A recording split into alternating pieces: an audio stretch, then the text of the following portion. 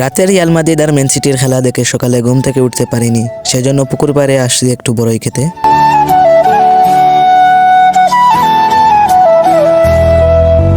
এর কিছুক্ষণ পরে ছোট ভাই থানিম এসে বলল সে বাজারে যাবে, তার সাথে যেতে সে একটি বুট কিনবে।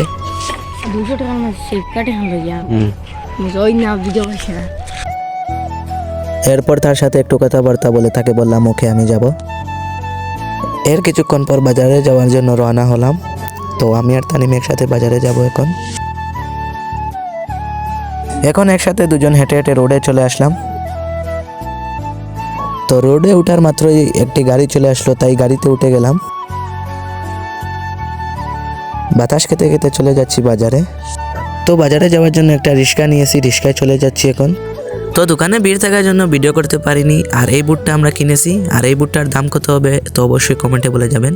তো আজকের ভিডিও এই পর্যন্ত, দেখা হচ্ছে অন্য কোনো ভিডিওতে।